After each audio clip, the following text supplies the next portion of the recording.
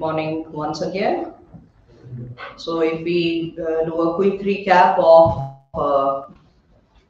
our content, we were talking about research publication ethics, and we had already deliberated upon the COPE guidelines for publication ethics. We had already deliberated on the flow chart of how a research proposal has to be designed and what are the different steps at which you have to be cautious about following the guidelines.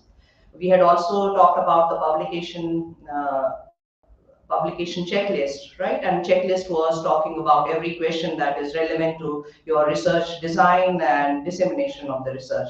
So today we had stopped at data recording, analysis, and dissemination.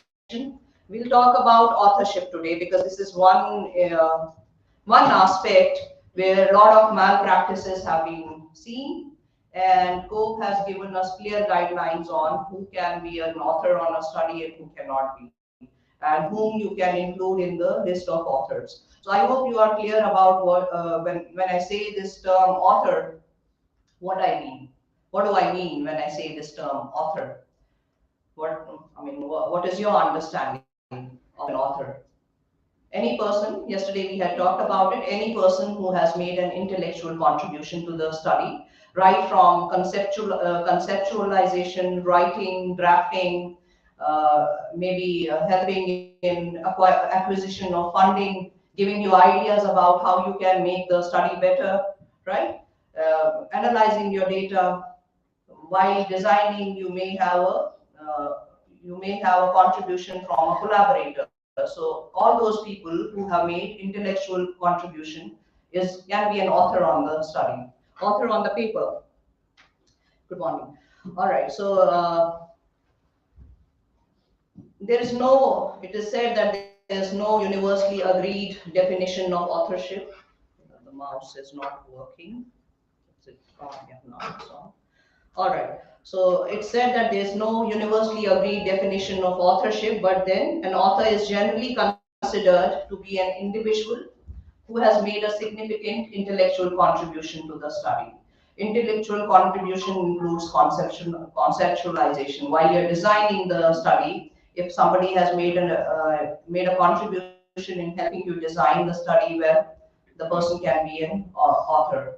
While you're recording the data, while you're acquiring the data, while you're maintaining the data and analyzing it, if somebody has made a contribution, that person can be an author. As a minimum, authors should take responsibility for a particular section of the study. All right. So if we have 4 people who are part of your authorship, they have to take responsibility of some part of the study. All of them are equally responsible for dissemination of what kind of information has been disseminated in that paper. All right. Okay. So we have quite clear guidelines for authorship, who can be an author, who can not be an author. So please pay attention to this, because this is one, I told you right in the beginning, and that this is one aspect where a lot of malpractices are seen and still continuing. And it has affected careers very badly, because people have been part of studies which they have not contributed towards. They have been part of studies which of data or studies in which the data was fabricated, so it unknowingly they became part of those studies where they did not have any contribution in the data acquisition or in the data analysis. So maybe the paper got retracted. All right. So the reputation of every author is at stake. So whenever you choose to be an author on any study, you should responsibly say give your consent. Okay.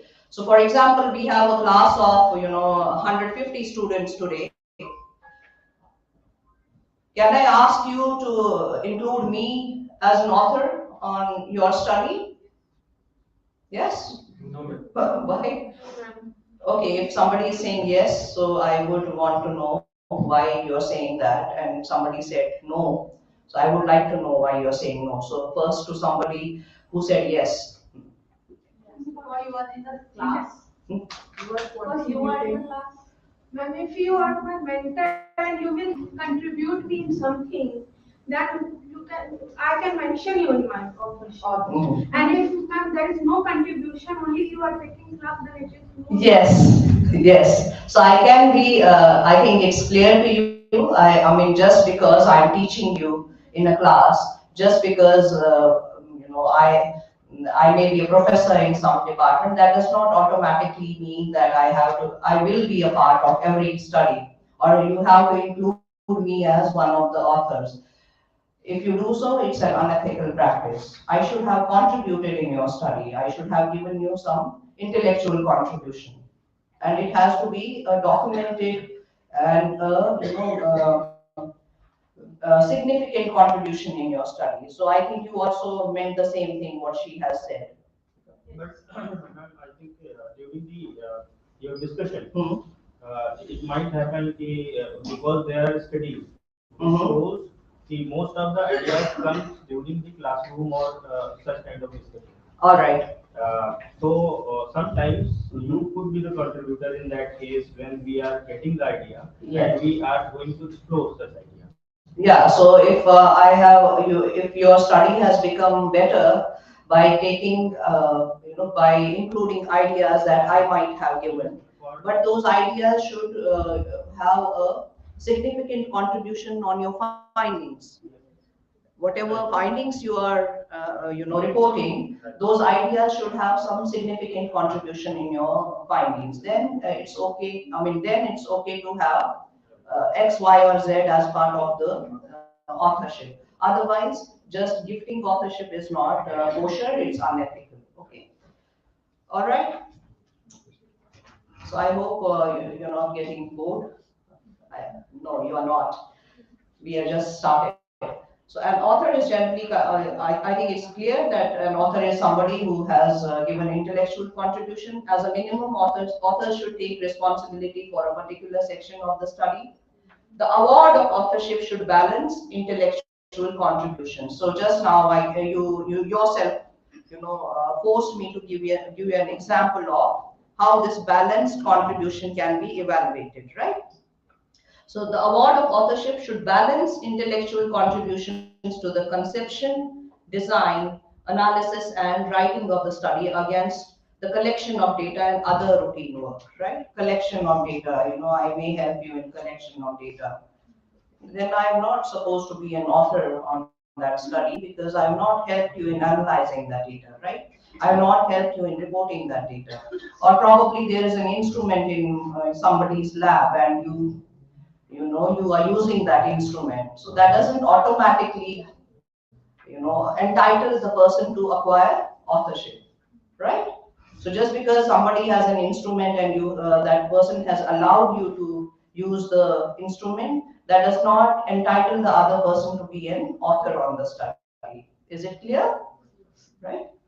So if there is no task that can reasonably attribute it to a particular individual, then that individual should not be credited with authorship. I think it's clear to you.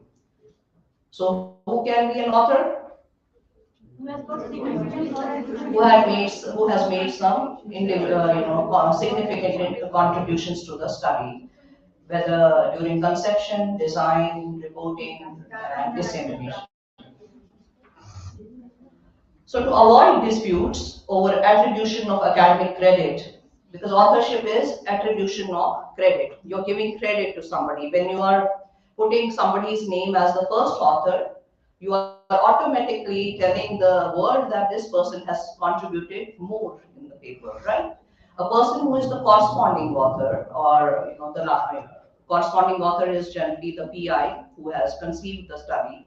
Okay, so if somebody is a corresponding author, that automatically means that this person has made a significant contribution, a greater contribution than others. All right. So first author and second, the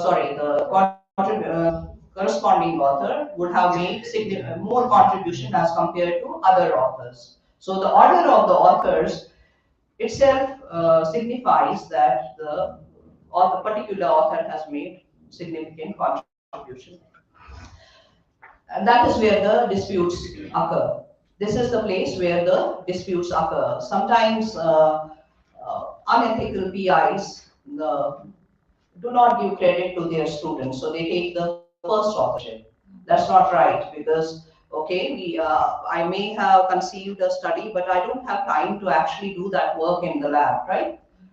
Okay, so for execution, it's necessary that I give due credit to the scholar because the scholar has executed the work. So the first author would be the person who has actually contributed to the study, okay, and corresponding author would be the one who has conceptualized and helped in execution of the work, managed the entire process.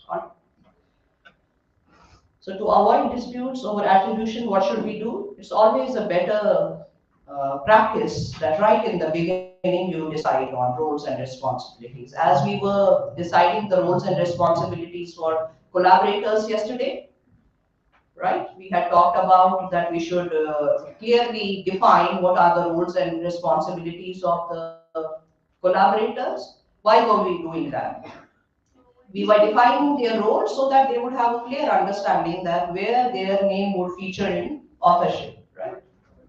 No? So they would also collaborate with you on, it would be a trustworthy collaboration, right? It would be, you would not step on their feet by taking away their credit, okay? So it avoids disputes.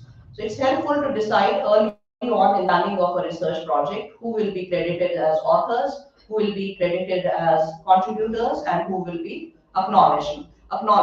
So coming back to your question, you had said that maybe I would take an idea which would improve my paper, or maybe in the class there was an idea which helped you in improving your paper. So for example, it was just an idea which helped you in improving the presentation of your paper. You can acknowledge the person, right? You don't have to give authorship, okay? So there is a separate acknowledgement portion in every paper where you can acknowledge such people, okay?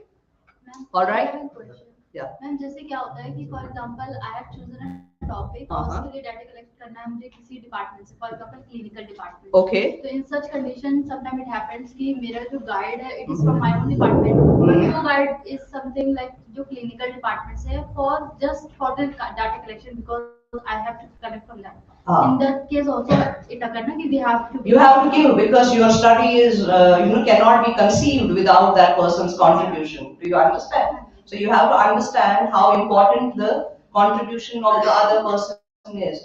Your study cannot be designed without the contribution of that other co-supervisor. Can it be? No, right? Isn't it? Is that clear to you? yes So you have to give credit to your co-supervisor from the clinical department because your study cannot be designed without the samples, right? You know? And they're not only giving you samples, they're also giving you information, right? All the clinical information you're getting. You are designing your exclusion criteria, you're designing your inclusion criteria based upon the data that they have shared with you, right? So if you do not include them, you cannot claim access to the data, right? नाम we have to उनको authorship में हम include करेंगे किनको? जिनके बारे में मतलब जो other जो है वो हेल्प नहीं कर रहे हैं, वो इनके स्टडी डिजाइन का पार्ट है. फॉर एग्जांपल ये फिजियोलॉजी डिपार्टमेंट की है, राइट? तो इनको सैंपल्स चाहिए किसी पेशेंट के सैंपल्स चाहिए. सो सैंपल्स तो इनको डायरेक्टली नहीं मिलेंगे, ना ही इनके पीआई को मिलेंगे, right? Because the PI does not have access to the samples, so she has to collaborate with some other co-PI. So the primary part of this problem is being solved by inclusion of that co-PI, isn't it? आप समझ रहे हैं? वो अगर co-PI include नहीं रहेंगे इसमें, PI is principal investigator, okay? जिसको हम co-author की तरह बाद में डिस्क्राइब करेंगे. तो इनकी स्टडी कंप्लीट ही नहीं हो पा रही है अगर ये co-PI को इंक्लूड नहीं करेंगे. She cannot start the study actually, right? And you're not only getting samples, you have to understand that. You're not only getting samples, you're getting information about all those people, right? Which you do not have access. You don't have right to access that data, right? Is it clear to you? So you have to, your PI, your supervisor and your co-PI have to sit together and decide the roles. right? Decide the contribution, whether 80% of the contribution is from one side, 20% is from some other side, or whether it's 50 for 50. Okay? So ma'am, my question is, Mm-hmm. so we have to principal investigator को हमें authorship देनी होगी ये पूछ रही हूँ. हाँ देनी होगी. प्रिंसिपल इन्वेस्टिगेटर तो आपका सुपरवाइजर ही है ना? पीआई तो आपका सुपरवाइजर ही है ना, क्योंकि उन्होंने स्टडी डिजाइन की है. आप तो अभी नहीं कर पा रहे हैं. Like you are a scholar, you are learning to design study. Your PI means your supervisor is helping you design the study. So the PI will be the corresponding author. PI will be the corresponding author. You will be the first author on this study. Okay? But Because there is something, ma'am, one more question, like the PI जो coach जो guide हैं, in case कि वो सिर्फ help कर रहे हैं data collection के लिए, they are not helping in any contribution, like उन्होंने कोई गाइडेंस नहीं कर कुछ नहीं, बस they are providing the patient. So in such condition, what we have to give them the name or not?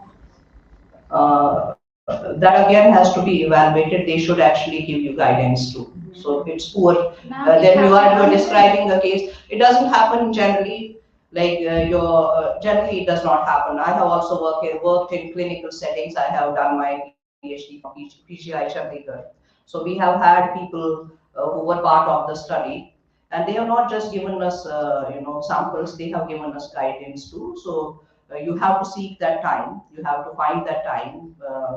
कल ही मैंने बताया था, you should communicate with your guides, and whatever questions you have, you should go to them, find get an appointment from them. Okay, I want to discuss all these things because I don't have clarity on these things, so that you can seek that guidance. Okay, so sometimes people may be busy, but you have to prod them further, right? So समझ गए? Yes, ma'am. Like whatever, if you are feeling that you're only getting data and not guidance, so you need to seek that guidance. Fine. So multi-discipline, and generally good supervisors and good PIs do not restrict only till giving you the samples. They help you in understanding what is the crux of that sample, how you have to evaluate it, right? So poor supervision अगर है तो उसमें हम help नहीं कर सकते हैं. I mean, UGC has made it mandatory for supervisors to also to undergo training so that they can segregate their time. That is why whenever we are taking the research scholar, we segregate our time so that the scholar also gets enough time to discuss with us. All right. So let me go further. Good morning. So careful reading.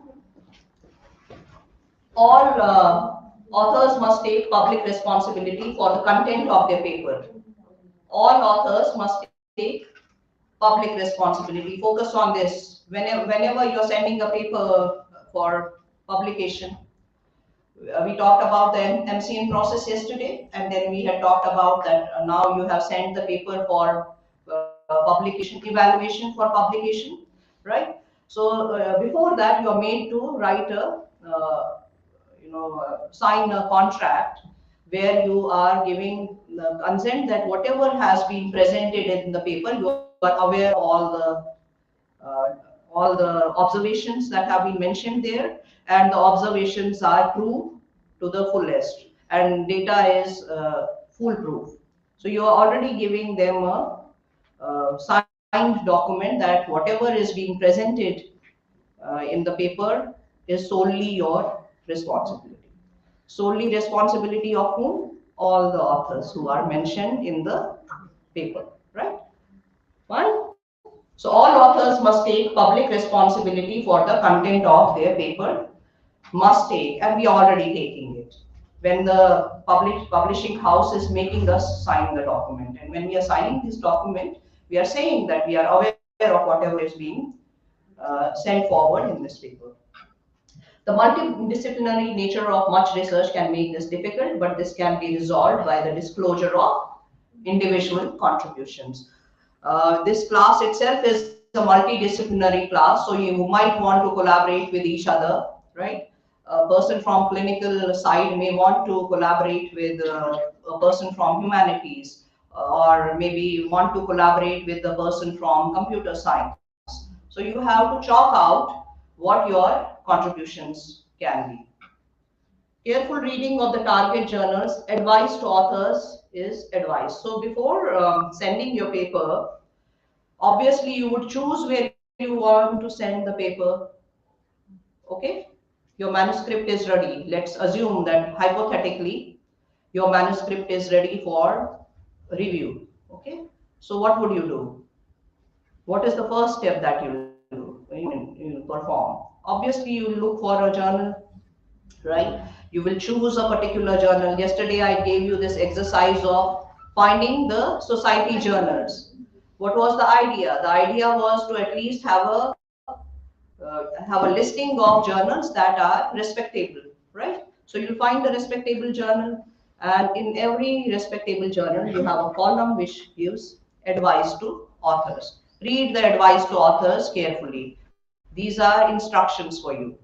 What kind of instructions? Instructions of how your manuscript should look like, what should be the quality of the figures as in tables and figures, right? Microscopy figures, maybe results which have been shared in the form of graphical form, right? Or digital form, whatever. So it will give you instructions on how your figures should look like, what their resolution should be, how pixelated they can be and cannot be, right? So you please go through the advice to authors, and then it also has a list of documents that you need to have signed from every author before publishing. And it also tells you about disclosing the conflict of interest. So in a nutshell, this advice to authors is a listing of what all you need to have before sending the paper for publication. Okay, so advice to author has to be checked right before submitting the paper, right? जो आप कहते हैं, like yesterday a lady was asking this question that sometimes lot of time is taken in review process, right? So before sending the paper, just see the turnover time of the journal. Turnover time is how much time they take from submission to review. Okay? So it's written on their websites.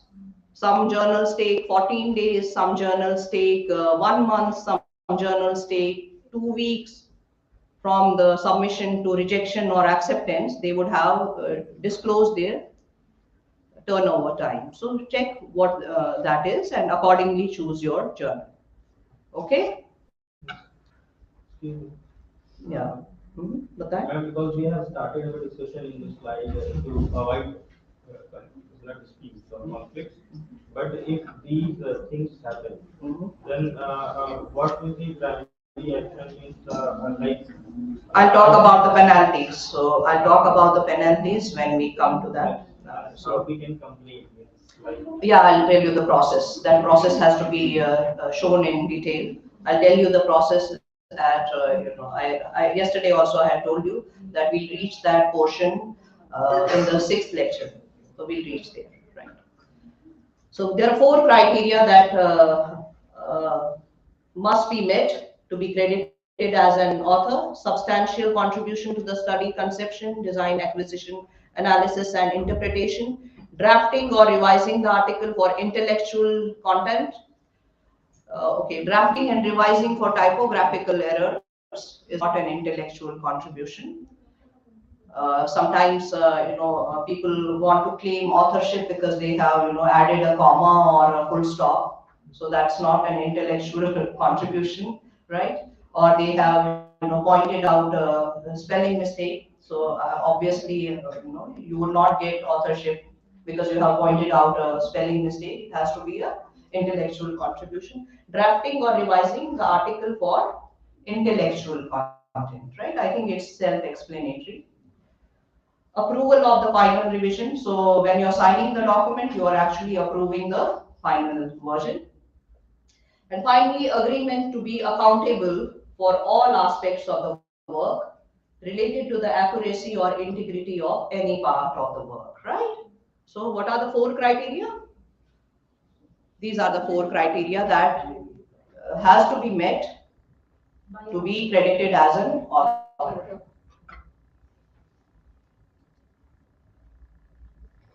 Three types of authorship are considered unacceptable. Three types of authorships are considered to be unacceptable. Ghost authors. Who are these ghosts? They contribute substantially, but they are not acknowledged. Okay? They may be writing your papers, I mean, which is a bad practice actually. It is a bad practice. That is why it's unacceptable. This is an unethical practice. We have cartels now. We have publication cartels which are flourishing.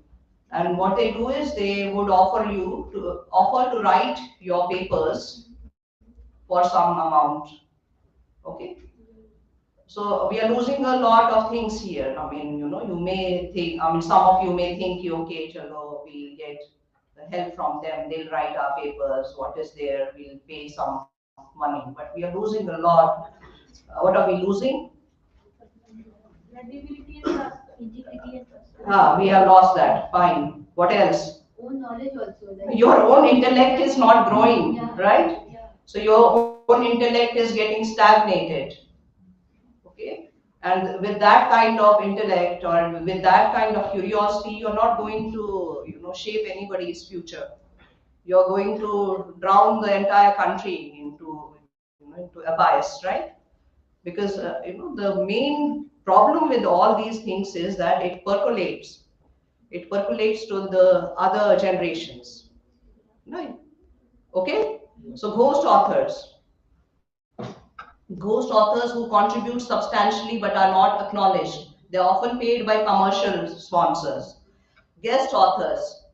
Guest authors who make no discernible contributions but are listed to help increase the chances of publication. Okay. So how do we choose these guest authors? Who are the guest authors? कैसे choose करते हैं हम? Like favoritism से कि मेरा कोई favorite है No, guest author and gift author is different. That is a gift author. You're giving a gift because you want to seek a favor. Guest author is somebody, you thought that because the profile, that person's profile is better, right? So you assume that probably including that person in your authorship list would increase the chances of publication. Uh, okay, so that person would be a guest author. famous person. Yeah, some famous person, right? Not Shah Rukh Khan, but yeah, maybe somebody famous in science, right? Okay. So we have to choose. I mean, we don't have to choose a guest author, but whenever we choose this famous person, that famous person should have made substantial contribution, intellectual contribution होना चाहिए.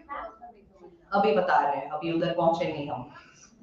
If we want to include someone who has contributed in the way of idea, like if there is a supervisor's friend or a colleague who has contributed in the form of giving idea, and I want to include him or her in the paper, so is it necessary to include as contributor or should I give authorship for the same? Because the idea has been given from that person. So should I give him as a contributor? Yes, you can give him or her as a contributor, but then you have to seek. I told the same thing to the lady here. I would suggest the same thing to you as well, that you kindly seek uh, guidance for execution of that idea too, so that the contribution becomes substantial over a period of time. Okay, the person gave you idea and then there was no contribution, right? So you have to see the contributions during execution also. All right. So for example, you have generated data according to the idea that person X has given you. Then share that data with that person X. Seek their ideas about whether the data is looking fine or not. Because if that person has given you idea, then they would know whether the data is looking fine or not, right? So seek the continuous guidance so that their contribution becomes substantial. Okay? Can we just write them their name in acknowledgement? Yes, you can. Yes. That is what we generally do for such people. But if we want, I mean, if we want the person to be a part of our authorship because we feel that the study Yes, as a would guest would author. be better, then we should continuously seek their suggestions, and if they give you good suggestions, you can include them as your as a part of your authorship. Yes, please. Like if we take somebody's idea or quote, so can we also include it as a quotation in the paper, like we quote citations and all? Okay, sorry, I did not get your Like question. if we take someone's quote or idea or a line. Then you have to cite it properly. You have to cite it that you have, this is from where the entire hypothesis has. You cite it in the reference. Okay. So guest author, then we have gift authors. Gift authors are those contributors who are based solely on a tenuous affiliation with the study. So gift authors, I'll tell you who are gift authors. A gift author can be your dean, okay, or can be the head of the department. It's an unacceptable practice. I'm telling you right in the beginning. I'm giving the disclaimer that it's an unacceptable practice. Like for example, you're working somewhere and you have done your work yourself.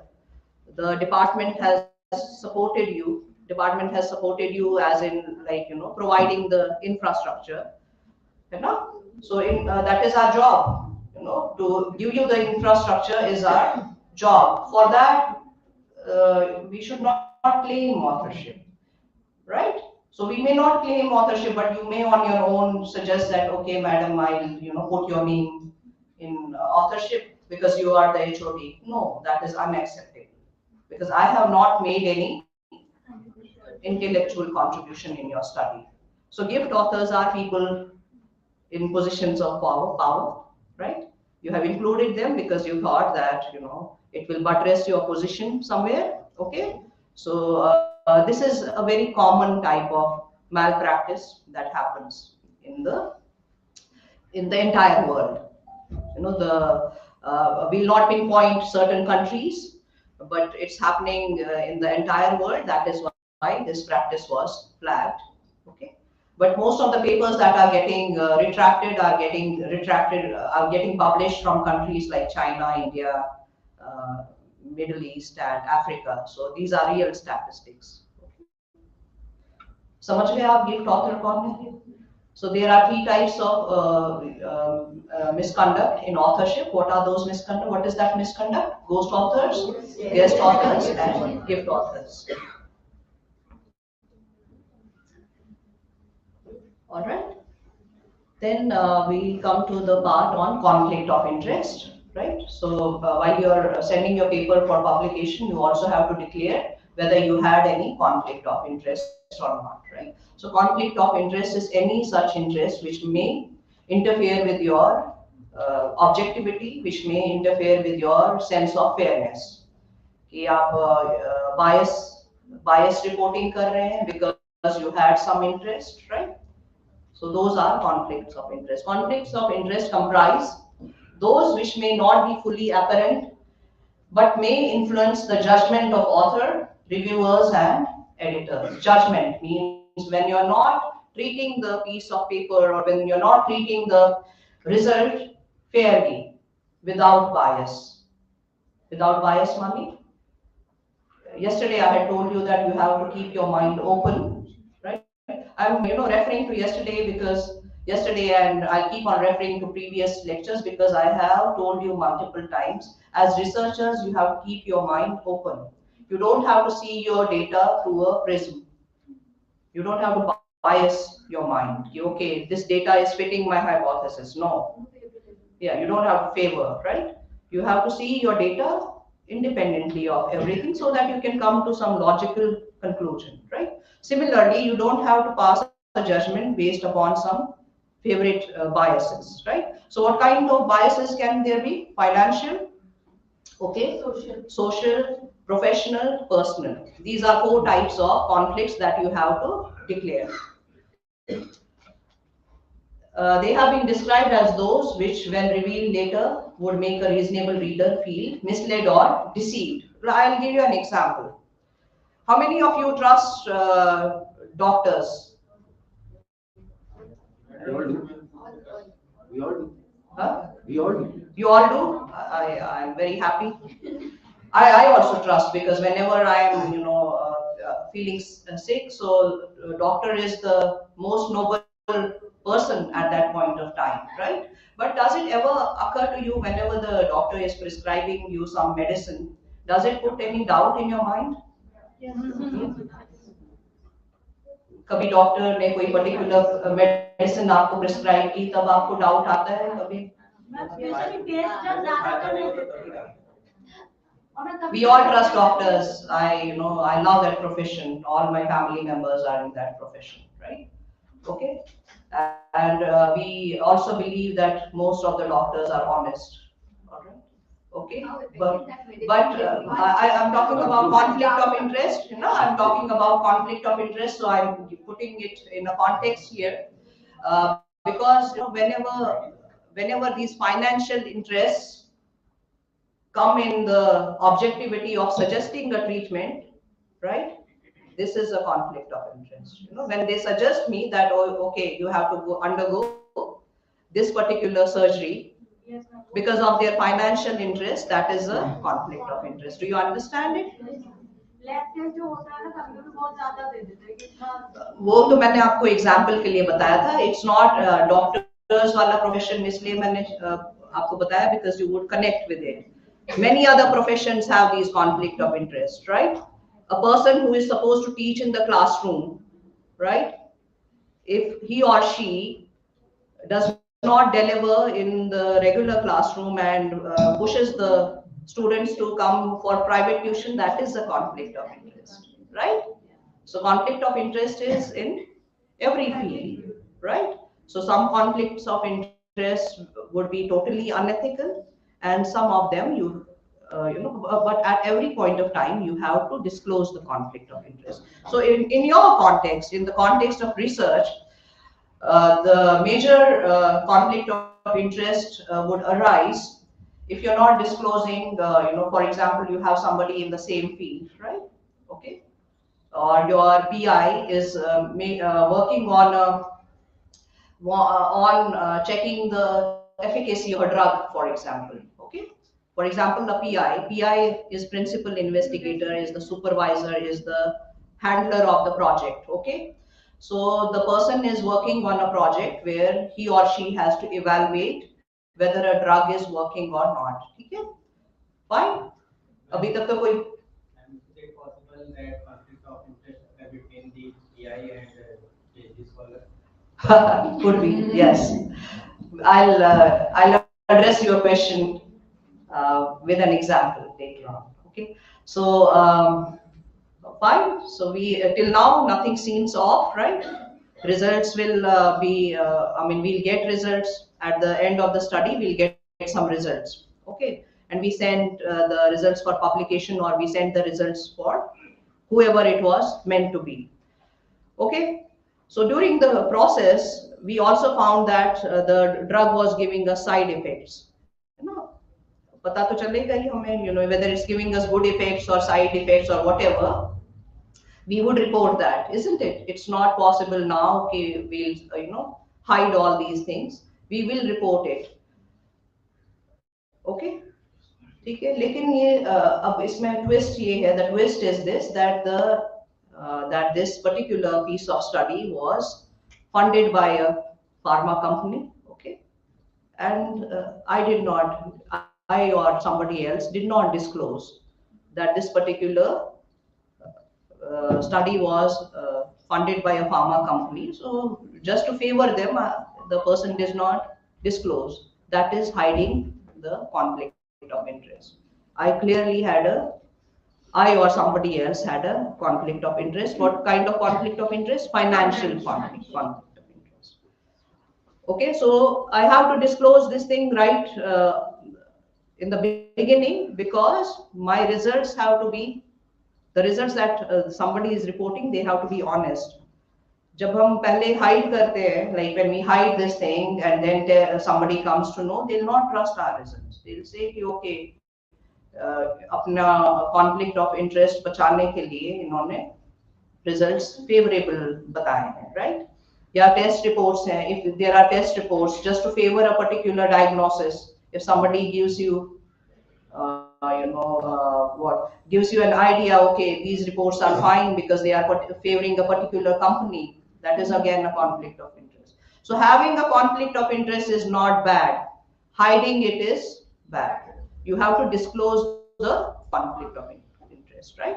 So there is every publication has a form of disclosure of conflict of interest, right? So then you have personal conflict of interest, right?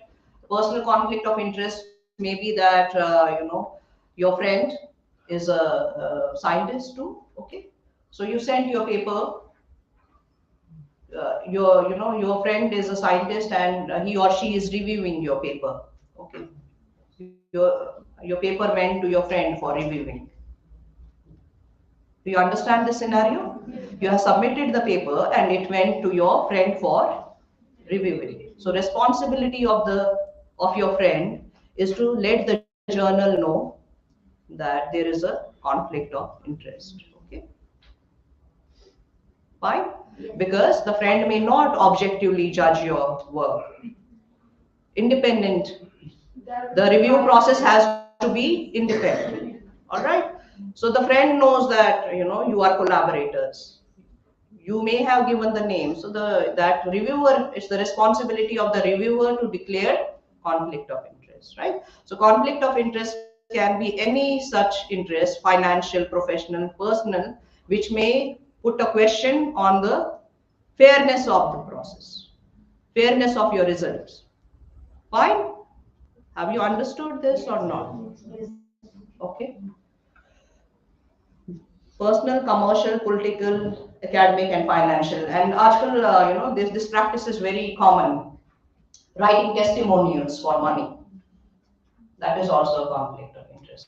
Testimonials for money, like you visit for example, you visit a resort or maybe a restaurant.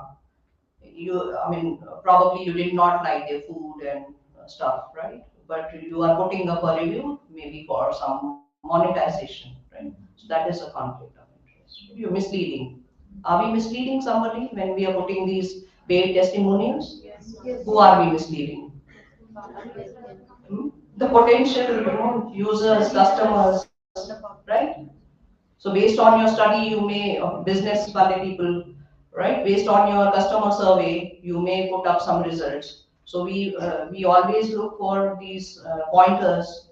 If your pointer is wrong, obviously you're misleading the rest of the population. Right?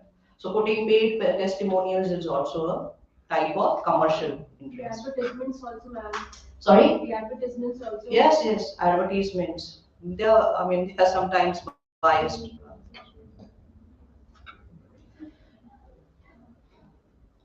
Financial interests may include employment, research funding, stock or share ownership, payment for lectures or travel. Honorarium is fine. Honorarium is fine because that is your right. But payment for lectures or travel outside of it. Consultancies and company support for staff. These are financial conflicts of interest. When an investigator, author, editor, or reviewer has a financial or personal interest or belief that could affect his or her objectivity or inappropriately influence his or her action, a potential competing interest exists. Anything that impairs your judgment. It can be your personal belief also. Some people do not go for blood donations, but that doesn't mean that you have to stop those people who want to take a blood donation, right? Okay, so if this is impairing your judgment, it is a conflict of interest. Your personal belief can also be a potential conflict of interest. Such relationships are also known as dual commitments, competing interests, or competing loyalties. The most obvious competing interests are financial relationships, such as direct or indirect. Direct would be employment, stock ownership, grants, or patents. Indirect would be honoraria, consultancies to sponsoring organizations, mutual fund ownership, and paid expert testimony. Paid expert testimony, paid reviews. Okay? So the crux of the matter matter is that we have to declare competing interests. It's okay to have competing interests. It's not a problem, but you have to declare. But you don't have to then, mislead the world also. So you have to be morally, you have to have your moral compass properly set. You cannot mislead people कि इधर चाहिए, go to XYZ because they are serving great food, or publish in this particular journal. They are, their visibility is more. Full disclosure about a relationship that could constitute a competing interest should be reported to the institution's ethics group. Okay. Full disclosure about a relationship that would constitute a competing interest should be reported to the institution's ethics group. So every institution has a mechanism. So that mechanism has to be followed. And to the journal editor to which a paper is submitted. So this is a part by default. Nowadays, this practice is done by default, so you don't have to worry about it. The only problem would be when you put no where you should have put yes, or yes where you should have put no. It's a simple question. The question is very simple. Do you have any competing interest? उसमें yes and no बताना है. Yes है तो yes लिखेंगे, no है तो no लिखेंगे, right? Most publishers require disclosure in the form of a cover letter and or footnote in the manuscript. So if you pick up any publication, you will see that in the footnote at the bottom of the publication, you would have this statement. And full transparency is always the best course of action. And now full transparency in every aspect of your life is the best course of action because you don't have to invent lies, you don't have to remember what you lied about previously. नहीं बहुत काम कम हो जाता है, stress कम हो जाता है, right? You don't have to remember what statements you had made previously. You are transparent and everybody knows, like an open book. Huh? Honestly. Ji.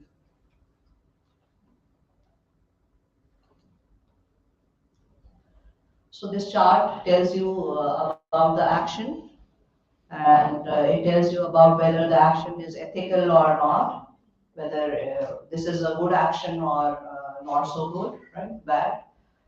So this chart tells you about action, what that action is. It is asking you a question whether it's unethical or ethical, and what you should do.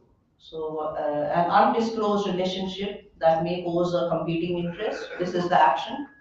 Undisclosed. So you had a conflict of interest, but it's an undisclosed. So is it ethical or unethical? Unethical. So the question is self-explanatory. Is it unethical? Yes. Why? So what is it? Neglecting to disclose a relationship with a person or organization that could affect one's objectivity or inappropriately influence one's actions. I mean, these are all academic things, but if we had been following all these academic things to the letter, most of the problems in the world would have been, lessened. Whatever were problems in academic world, research, or world in general, they are there because of unfair practices. Unfair practices because we allow our own ideas to impair our judgment. Okay. So participants in the peer review and publication process must disclose. So both processes, please focus. Participants in the peer review process. So that means the responsibility is also on the reviewer and the editor, and the participants, like the authors, they also have the responsibility of disclosing the competing interests. है ना? So आपको example दिया था मैंने अभी just now. I had given you an example of where if your paper goes to your friend for review, so your friend has to disclose that no, I cannot review this paper without being, I mean, maybe the friend can be fair, but who will trust that friend of yours, right? है ना?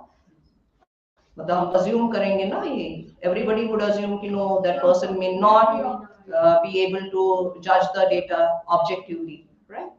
So the responsibility is on all participants in the peer review and publication process must disclose relationships that can be viewed as potential competing interests. The other person may view it as a potential competing interest.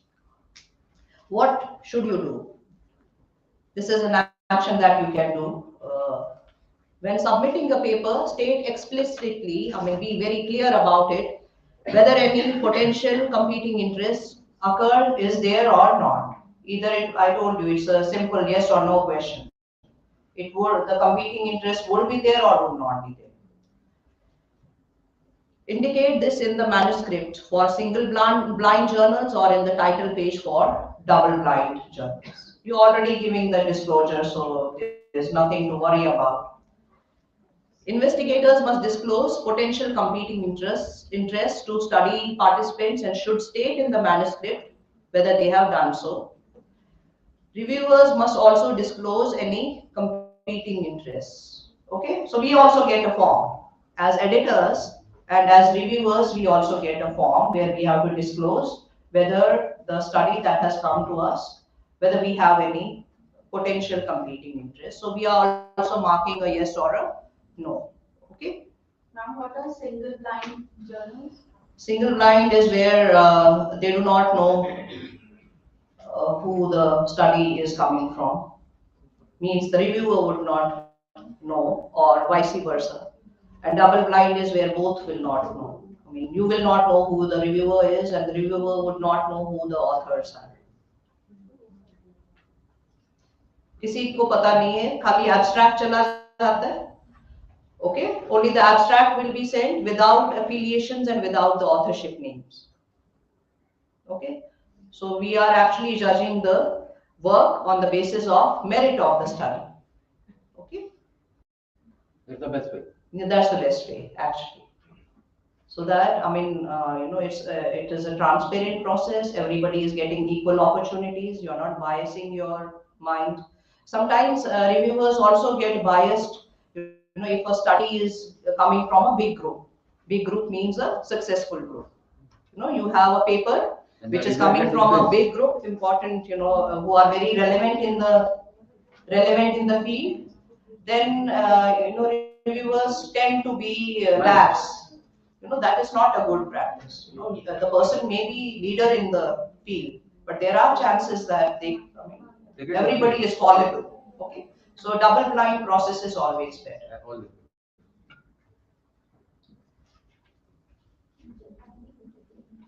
So, ma'am, double blind journals ही होने चाहिए वैसे तो. वैसे तो होने चाहिए हाँ, but काफी वही है ना, बहुत सारे confounding factors are there, lot of factors. आपको you have to see whether the turnover time should not be long. Then you have to see the article processing charges. Many journals are asking for a lot of huge article processing charges, which nobody will be able to afford. So you have to keep a lot of things in mind and then come down to a particular journal. It's a lot of work. So you should start from now. Okay? So that at the end of second year you'll have name of a journal, where number of journals where you can send your paper for publication. An undisclosed funding source that may pose a competing interest. So this is a financial conflict of interest. The study was getting funded by a sponsor who had some interest in the study, but we failed to disclose it. So this is an unethical practice. Neglecting to disclose the role of the study sponsors. Every article, everybody asks us about the funding source. सभी ने papers देखे होंगे. Everybody, have you read any paper? How many of you have read a recent paper? उसमें पूछा जाता है funding का source, right? Why is it asked? It's asked to know like who is sponsoring the work, whether their influence has been substantial in influencing the results. So neglecting to disclose the role of the study sponsors, if any, in study design, in the collection, analysis, and interpretation, in the writing of the report and in the decision to submit the paper for publication. So in the writing of the report, if the sponsor is forcing you to hide results that are not favoring the sponsor, so it's an unethical practice. Undeclared financial conflicts may seriously undermine the credibility of the journal, the authors, and science itself. अभी हमने बड़ी बात करी. We are talking about the big question now. We are talking about science itself, right? Knowledge creation, right? Science, technology. What does it lead to? Advances in science, technology, humanities, social sciences. What does it lead to? What is the end product? Creation of knowledge, societal impact. So now this particular action is not only affecting the credibility of the journal authors, but it's also affecting the credibility of the entire process. Okay, so therefore we should avoid this. Why? So now you have a list of do's and don'ts. You know who are kosher authors, who are supposed to be the authors. You know the authors who cannot be part of the authorship. You know what types of conflict of interest are there, right? You know that you have to disclose conflict of interest. And you also know which actions are acceptable and which actions are unacceptable, right? Yeah. 11:30. Thank you. So I'm also done. I have to leave the class at 11:15 because we have another engagement. So thank you for your time. And again, I would request all of you to go back and reflect on the question that I had given you yesterday. It was a simple question, like you were supposed to find respectable journals and societies associated with your domain of interest. Journals and societies associated with your domain of interest, domain of specialization. It will make your job easier because you'll be able to find your potential collaborators, you'll be able to find people who are doing very well in the field, and you will also know that, okay, XYZ is a good, respectable society. For example, I work on cancer, so Indian Association of Cancer Research is a very good society for us. Similarly, there would be societies which are good in your domain, so make that list. Google. Yes, Google has it. Elsevier has it. Elsevier. They would also have listing of respectable How journals. do we find this respectable society? Go read history. Read history of these. Genesis.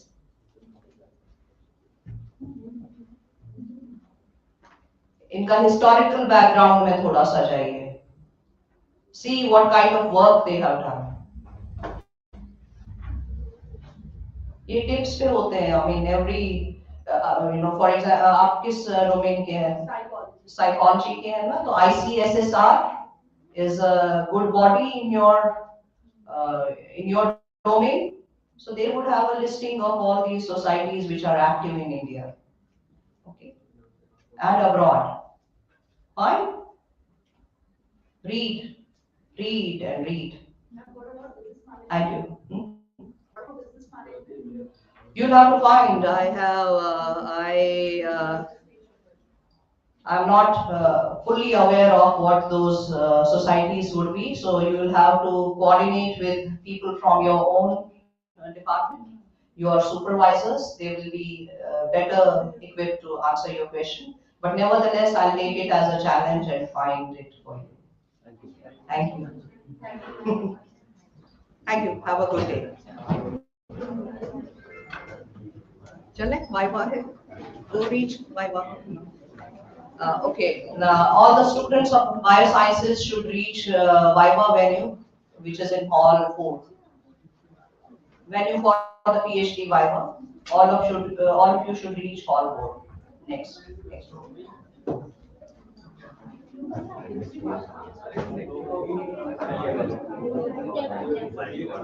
ये हम share करेंगे. I'll share the. It's on पहले तो ये आपको पूछना पड़ेगा से पूछ के ताकि आपको किस पे आता है, किस डोमेन पे आता है. And मैं शेयर करूँगी.